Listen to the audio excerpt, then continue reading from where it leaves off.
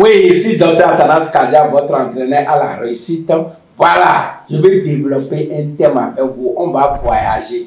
On va voyager avec vraiment un animal que Dieu a créé.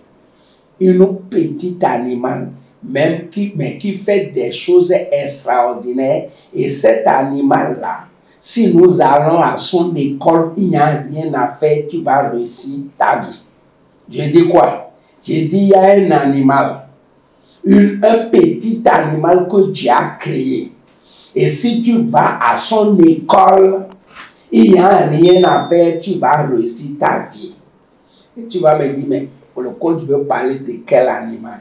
Oui, un animal très petit que tu peux piétiner, mais qui est intelligent plus que toi-même. Donc, quand le piétinant, là, tu es en train de commettre un crime.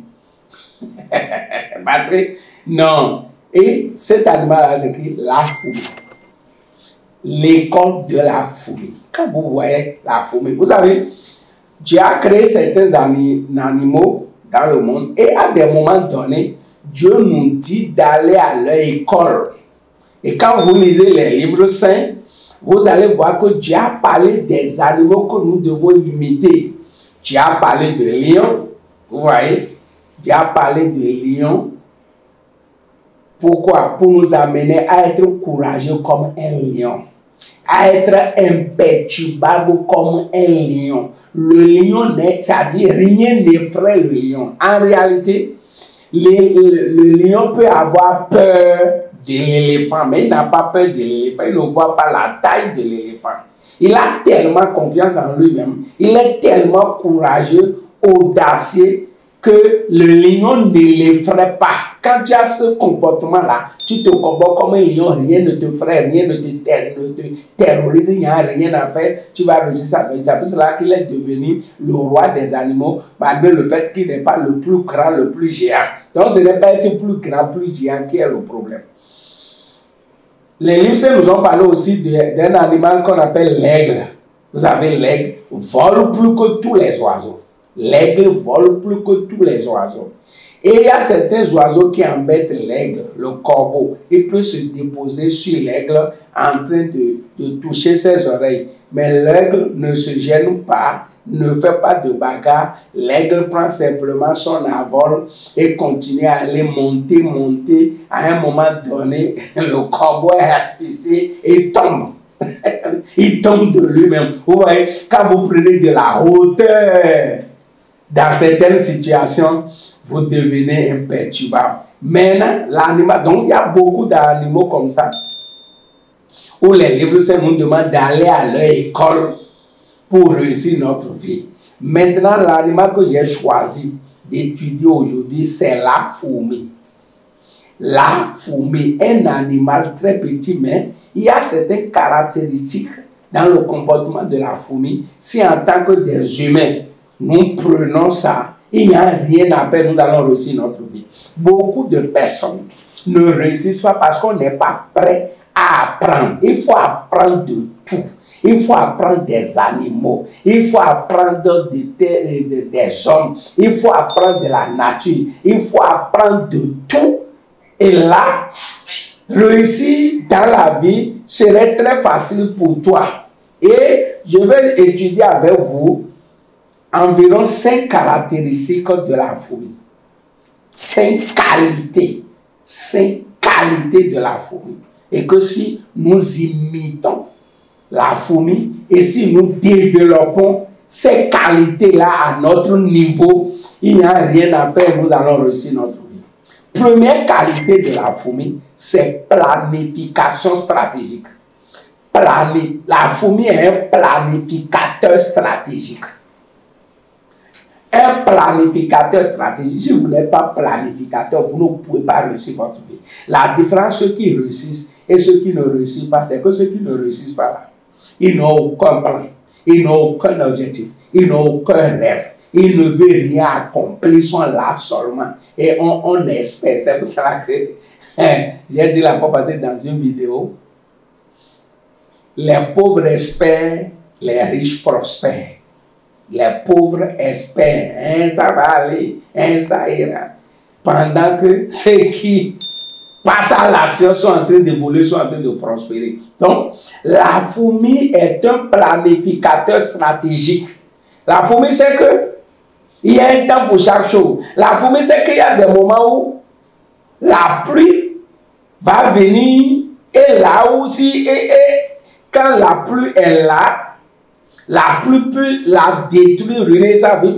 Quand la fourmi est là et il pleut, et l'eau a pris l'endroit que la fourmi est, c'est fini, la fourmi va mourir. Donc c'est pour cela que la fourmi, au temps de la sécheresse, la fourmi commence par se préparer. La fourmi sait que bientôt, la pluie va commencer. Là où on est en surface ici, on sera inondé. Donc il faut que nous allions au fond. Maintenant, nous allons au fond. Ce temps-là va durer, l'eau va rester à la surface de la terre durant des mois. Par conséquent, si je vais au fond, il faut que je sois en train de manger jusqu'à ce que la période de la pluie va passer. Et là, je vais survivre. Maintenant, quand la saison sécheresse vient encore, je vais encore sortir, me préparer, je vais me promener un peu. Je ne sais pas comment Dieu a créé ces animaux, ils connaissent même les temps. Comment un animal connaît les temps et les hommes ne connaissent pas les temps. Comment un animal ne s'amuse pas avec son temps et les hommes s'amusent avec leur temps. Les hommes s'amusent avec leur temps. La fourmi, pendant la sécheresse, vous allez les voir en train de courir, en train de planifier, en train de manger, en train d'épailler, prendre ceci, amener dans le trou, prendre ceci, amener dans le trou. Ils trouvent un grain de gari, ils amènent là-bas riz, ils amènent là-bas verre, ils amènent là-bas les os. Mais qui lui a appris ça? Dieu a intégré ces qualités-là dans la fourmi pour que tu puisses observer, ouvre les yeux et regarde. C'est de ça qu'il s'agit. Dieu a fait ça pour nous enseigner. Mais il y a beaucoup de personnes, on n'observe pas, on ne regarde pas. Donc, quand tu es en train de m'écouter là, pendant la saison sèche là, prends le temps, observe les fourmis chez toi à la maison, à la cour, bien n'importe où tu les vois. Prends un peu de temps, même si c'est 5 minutes, 10 minutes, assois-toi là, observe. Observe. Il faut observer la fourmi. Donc, la fourmi, premièrement, est un planificateur stratégique. Qu'est-ce que toi, tu planifies pour ta vie? Tu sais qu'il y a un temps pour chaque chose. Tu sais qu'un moment va arriver où la vieillesse va t'atteindre. Et j'ai l'habitude de dire, au temps de la vieillesse, là, on dirait que les maladies, là, se sont donné rendez-vous. Et ça, c'est normal. Parce qu'au temps de la vieillesse, les organes qui ont travaillé durant des années, 50 ans, 60 ans, 70 ans, 80 ans, ça, c'est normal. Même les voitures qu'on a, on fabrique avec de fer, mais à un temps donné, ne peut plus fonctionner. Et l'homme. Donc, tu dois savoir, c'est par conséquent, tu dois planifier ta vie. Tu ne dois pas t'amuser avec le temps. J'ai l'habitude de vous dire, le temps, c'est la vie. Celui qui perd le temps est en train de perdre sa vie. Les Américains disent que time is money, c'est faux. Là, le temps, là, ce n'est pas l'argent. Le temps dépasse l'argent. Parce que tu peux perdre l'argent et encore gagner l'argent. Mais le temps, quand tu perds ça, tu as perdu ça pour toujours. Donc, le temps, c'est la vie. C'est l'écoulement de la vie. C'est ça qu'on appelle temps. Donc, là où on est là, ton temps là, ton temps est en train d'écouler, ta vie est en train d'écouler, couler. À un moment donné, ça va s'éteindre. Maintenant, toi, tu es là, aucun plan. Tu ne sais même pas où tu vas. Tu ne sais pas comment te fixer des objectifs. À tel niveau, il faut que j'ai ceci. À tel âge, il faut que j'ai ma maison. À tel âge, il faut que j'ai des investissements jusqu'à telle hauteur, et ainsi de suite. Vraiment. Et quand je serai à la vieillesse, qu'est-ce qui va me rapporter de l'argent? Parce que c'est ce que la fourmi fait. Quand je ne serai plus sur la terre et je suis au fond là-bas, eh bien, qu'est-ce que je serai en train de manger? Mais toi aussi, il faut savoir que tu vas aller à la retraite. Tu veux manger quoi? Moi, je vois certaines personnes à la retraite. Ces ménages sont en train de chercher ce qu'il faut faire. On cherche ce qu'on fait en temps de vieillesse. En temps de vieillesse, on mange ce qu'on a gardé. En temps de vieillesse, on partage ce qu'on a eu. Il faut partager. Si maintenant n'as rien gagné, qu'est-ce que tu veux partager? Donc, normalement, autant de biens, ce n'est pas encore pour courir, c'est là, pour se tuer, non, c'est pour voyager, aller connaître les pays, visiter les bons endroits, se reposer pour manger, ce qu'on a pris de temps pour construire, mais c'est comme ça, mes amis. Et planifions le temps. Et certaines personnes, je vois, ils sont surpris. Ils sont surpris comme ça. La retraite les a surpris. La vieillesse les a surpris. Ils ne se sont pas préparés et ils ont été surpris. Parce que ça, la fourmi ne se laisse jamais surprise. Sinon, les fourmis vont disparaître sur la terre. Puisque si elles ne calculaient pas le temps et tout ça là, et l'eau vient les surprendre, mais c'est fini, c'est la mort complètement. Mais la fourmi, c'est ça, la fourmi ne veut pas finir sa vie dans la misère. C'est pour cela qu'elle a pris des dispositions, et quand la pluie vient, elle est au fond là-bas, tranquille, en train de manger. Maintenant, toi, tu n'as aucun programme pour ta vie. D'ici 5 ans, tu seras à quel niveau, tu ne sais pas. D'ici 10 ans, tu seras à quel niveau, tu ne sais pas. D'ici 20 ans, tu seras à quel niveau, tu ne sais pas. Quels sont ces... Mes amis, sortons dans ça. Donc la fourmi est un planificateur stratégique. Donc toi aussi, deviens un planificateur stratégique. Planifie ta vie. Ne fais pas les choses au hasard. Ne dépense pas au hasard. Tout l'argent qui tombe dans ta main, tout n'est pas à bouffer. Il ne faut pas être tout ivore. Tout ivore, c'est ceux qui bouffent tout ce qui tombe dans leur main. Et là, il n'y a rien à faire, tu vas mourir pauvre. Donc tout ce qui tombe dans ta main, là, tu mets une partie de côté qu'on appelle épargne.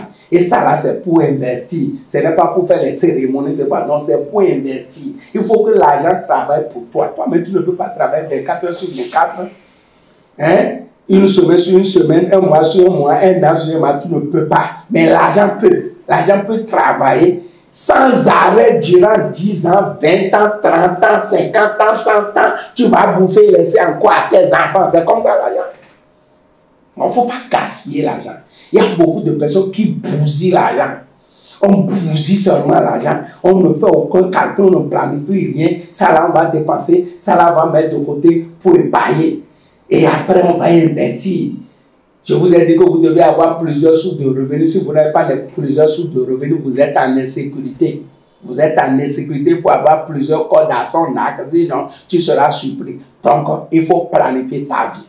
Ton salaire doit être planifié. Tout ce que tu fais doit être planifié pour que tu saches où tu t'en vas. Et tu prends des décisions pour ça.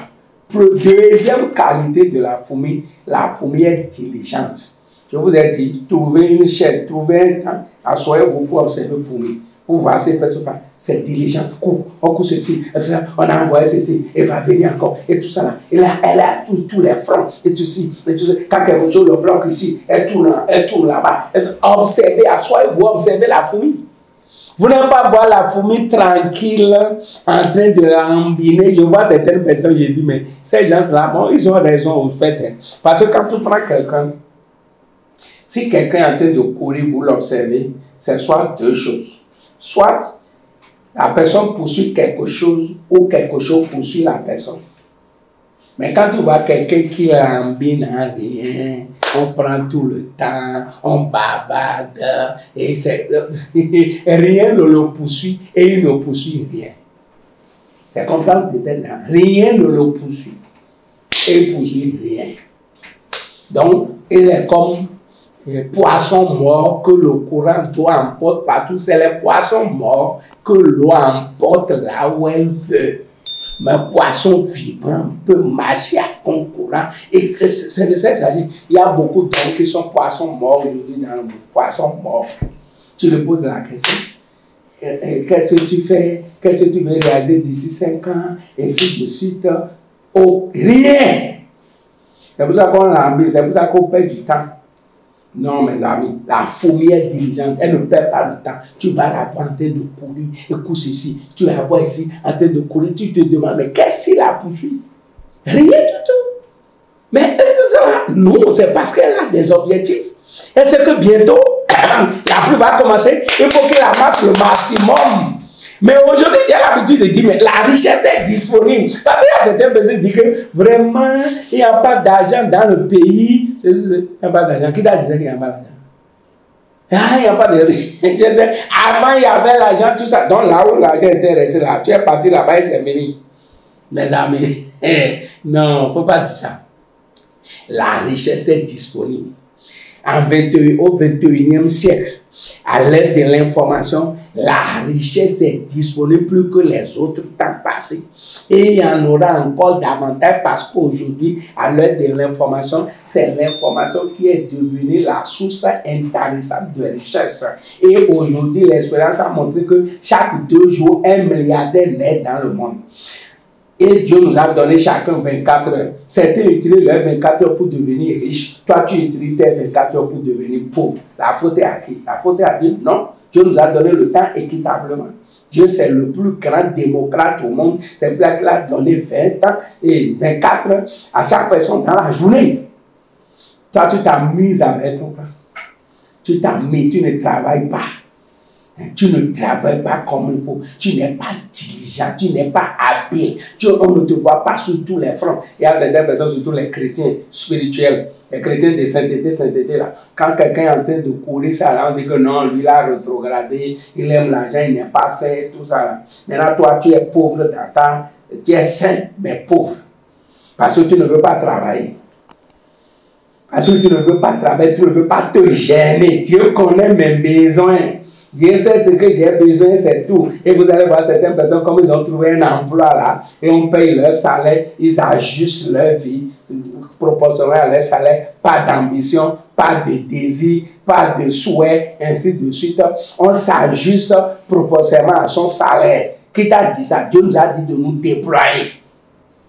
Ton salaire ne te permet pas d'avoir certaines choses. Fais d'autres choses en plus de l'emploi. Là où tu travailles, on te prend 28 heures. Mais une semaine et une journée, c'est 24 heures. Maintenant, on t'a pris 8 heures. Maintenant, et les 16 heures qui restent, tu fais quoi avec ça? Tu dors, tu manges. Ou bien tu fais quoi avec ça? Tu te laisses aux futilités.